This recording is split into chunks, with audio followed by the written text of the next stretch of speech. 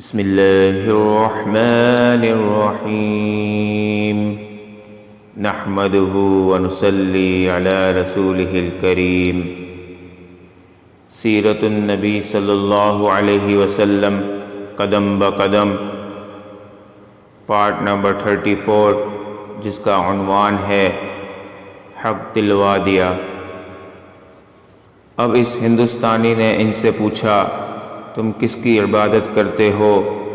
انہوں نے جواب دیا، ہم اس اللہ کی عبادت کرتے ہیں جو سامنے نہیں ہے۔ اس پر اس ہندی عالم نے پوچھا، تمہیں اس کی خبر کس نے دی؟ امام رکن الدین بولے، حضرت محمد صلی اللہ علیہ وسلم نے۔ اس پر اس ہندی نے کہا، تمہارے پیغمبر نے روح کے بارے میں کیا کہا ہے؟ امام بولے، یہ کہ روح میرے رب کے حکم سے قائم ہے۔ اس پر اس ہندی عالم نے کہا، تم سچ کہتے ہو۔ پھر وہ مسلمان ہو گیا۔ ایک روز حضور نبی اکرم صلی اللہ علیہ وسلم اپنے چند صحابہ رضی اللہ عنہم کے ساتھ مسجد حرام میں تشریف فرما تھے۔ ایسے میں قبیلہ زبید کا ایک شخص وہاں آیا۔ اس وقت نزدیک ہی قریش مکہ بھی مجمع لگائے وہاں بیٹھے تھے۔ قبیلہ زبید کا وہ شخص ان کے نزدیک گیا اور ارد گرد گھومنے لگا۔ پھر اس نے کہا، اے قریش، کوئی شخص کیسے تمہارے علاقے میں داخل ہو سکتا ہے اور کوئی تاجر کیسے تمہاری سرزمین پر آ سکتا ہے جبکہ تم ہر آنے والے پر ظلم کرتے ہو؟ یہ کہتے ہوئے جب وہ اس جگہ پہنچا جہاں آپ صلی اللہ علیہ وسلم تشریف فرما تھے تو آپ نے ان سے فرمایا، تم پر کس نے ظلم کیا ہے؟ اس نے بتایا، میں اپنے اونٹوں میں سے 3 بہترین اونٹ بیچنے کے لیے لے کر آیا تھا، مگر ابو جہل نے یہاں ان تینوں اونٹوں کی اصل قیمت سے صرف 1/3 قیمت لگائی، اور ایسا اس نے جان بوجھ کر کیا کیونکہ وہ جانتا ہے وہ اپنی قوم کا سردار ہے۔ اس کی لگائی ہوئی قیمت سے زیادہ رقم کوئی نہیں لگائے گا۔ مطلب یہ کہ اب مجھے وہ اونٹ اس قدر کم قیمت پر فروخت کرنے پڑیں گے۔ یہ ظلم نہیں تو اور کیا ہے؟ میرا تجارت کا یہ سفر بیکار جائے گا۔ نبی اکرم صلی اللہ علیہ وسلم نے اس کی پوری بات سن کر فرمایا، تمہارے اونٹ کہاں ہے؟ اس نے بتایا، یہیں خضورہ کے مقام پر ہیں۔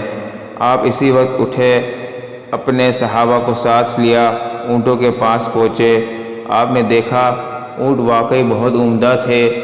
آپ نے اس سے ان کا بھاؤ کیا اور آخر خوش دلی سے سودا طے ہو گیا۔ آپ نے وہ اونٹ اس سے خرید لیے۔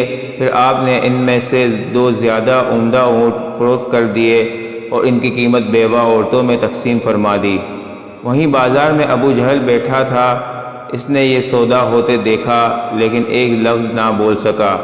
آپ اس کے پاس آئے اور فرمایا، خبردار عمرو، ابو جہل کا نام، اگر تم نے آئندہ ایسی حرکت کی تو بہت سختی سے پیش آؤں گا۔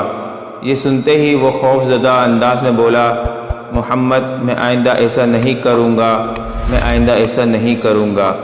اس کے بعد حضور نبی کریم صلی اللہ علیہ وسلم وہاں سے لوٹ آئے۔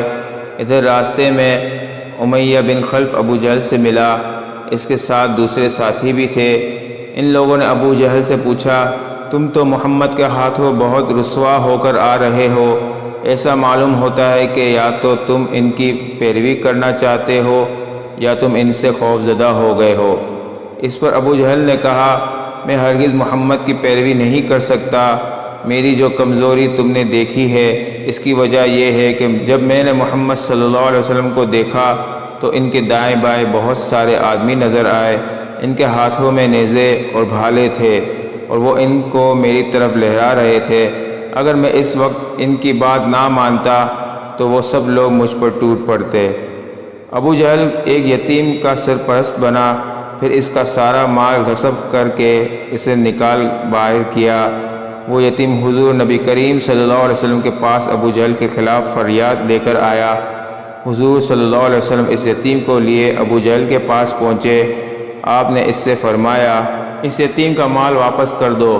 ابو جہل نے فوراً مال اس لڑکے کے حوالے کر دیا۔ مشرکین کو یہ بات معلوم ہوئی تو بہت حیران ہوئے۔ انہوں نے ابو جہل سے کہا، کیا بات ہے، تم اس قدر بزدل کب سے ہو گئے کہ فوراً ہی مال اس لڑکے کے حوالے کر دیا؟ اس پر اس نے کہا، تمہیں نہیں معلوم، محمد صلی اللہ علیہ وسلم کے دائیں بائیں مجھے بہت خوفناک ہتھیار نظر آئے تھے، میں ان سے ڈر گیا، اگر میں اس یتیم کا مال نہ لوٹاتا تو وہ ان ہتھیاروں سے مجھے مار ڈالتے۔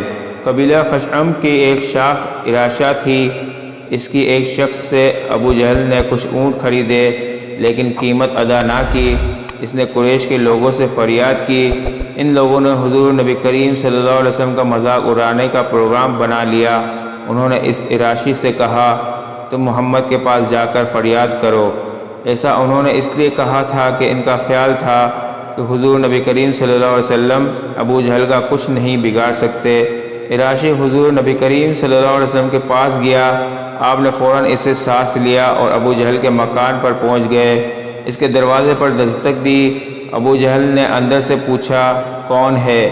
آپ نے فرمایا، محمد۔ ابو جہل فوراً باہر نکل آیا۔ آپ کا نام سنتے ہی اس کا چہرہ زرد پڑ چکا تھا۔ آپ نے اس سے فرمایا، اس شخص کا حق فوراً ادا کر دو۔ اس نے کہا، بہت اچھا، ابھی لایا۔ اس نے اسی وقت اس کا حق ادا کر دیا۔